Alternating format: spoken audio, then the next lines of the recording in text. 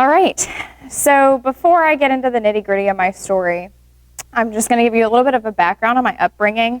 I grew up with my mom being a single mom. It was just the two of us. My dad wasn't around. But then when I was 7, she got married to my stepdad and had 3 beautiful little girls. But my stepdad traveled constantly. He would leave on a Sunday and come back on a Thursday every single week. So he was never really around. So not only were my mom and I already close, growing up just the two of us really, but I became a co-parent, which meant I was often a shoulder to cry on and all the other things. I mean, I still got in trouble like a normal kid. She was still a wonderful mother to me, but we had a very unique relationship. So that's just to preface my story. So I'm going to hop around a little bit, so try to keep up. But we'll fast forward to my junior year of high school. So I'm pretty much on cloud 9. I'm probably a little bit cocky.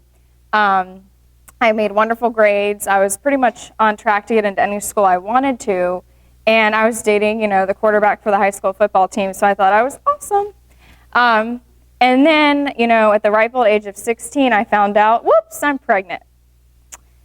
Which also, it's also season 1 of Teen Mom, so I'm like a walking cliche.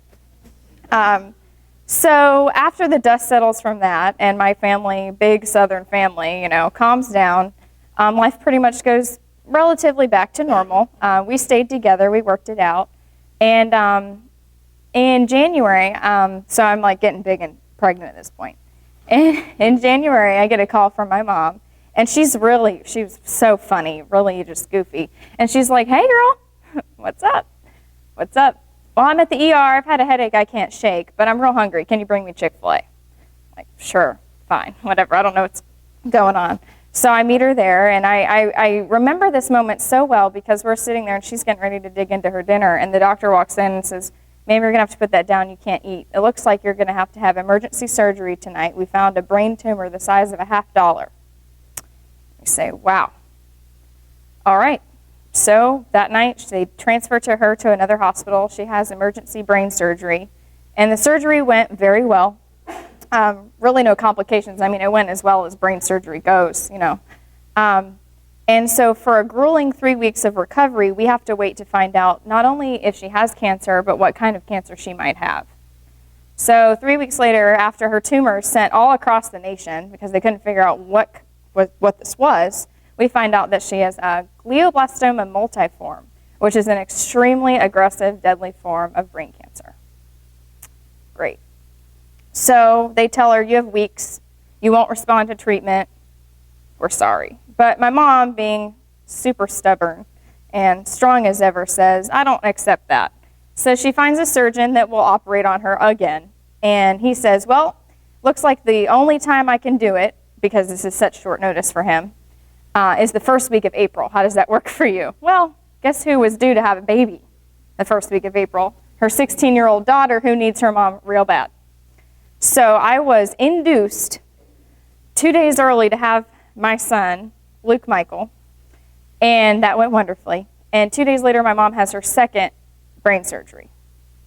Second surgery goes well. They can get out most, not all, but a lot of the tumor, more than they ever thought possible. So over the next 2 years, a lot happens.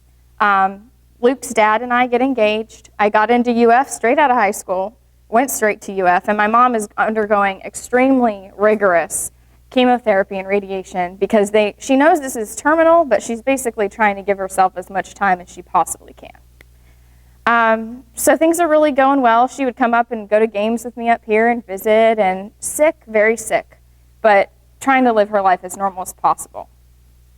So January of 2011, she would go every single month for scans on her brain just to see how the tumor was doing, see if they needed to change treatment.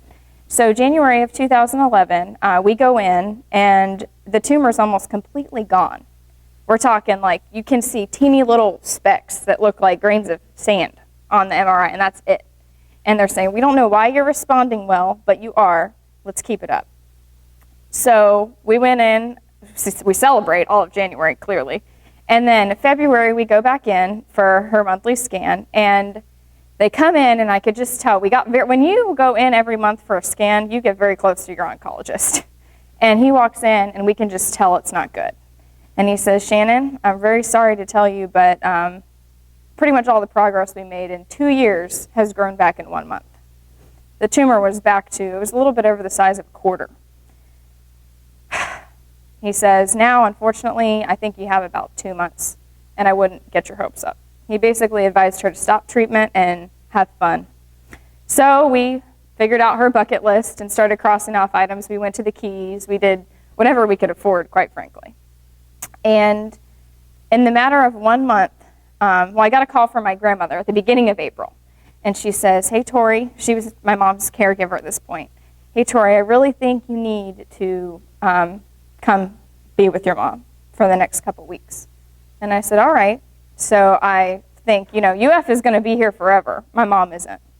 So I packed my stuff up, and my family's in Orlando. I go to stay with my mom. And meanwhile, my fiance and my son are staying in Gainesville, carrying on. We want to maintain normalcy for Luke, especially. So in a matter of a month, I find out, while I'm away taking care of my mom and being there with her, hospice has moved into the home and everything, I find out that not only does my mom maybe have days left, but my fiance was cheating on me in my own home, and I am failing all my classes because I'm an emotional wreck. So, I come up here, move him out, my fiance, bring Luke back down with me, and it was wonderful having a baby there as a distraction because kids are fun. He doesn't know what's going on. He's giggling, and it's kind of a wonderful thing. But on April 23rd, 2011, my mom lost the battle to cancer. But through all of this, I found a strength in myself that I didn't even know was there. And I found that you need to appreciate the time you have, because time is not only powerful, but it's very, very... It's fleeting. You don't know how much time you'll have. We went from thinking, oh, she has 2 weeks, to, oh, wow, it's been 2 years, and she's getting better, and then she was gone in just a couple months. So that's really my story, but I just encourage you to not only find strength in yourself when you don't even know it's there, but appreciate all of the time you have, because you don't know when you'll have it. But thank you for being here and listening to my story.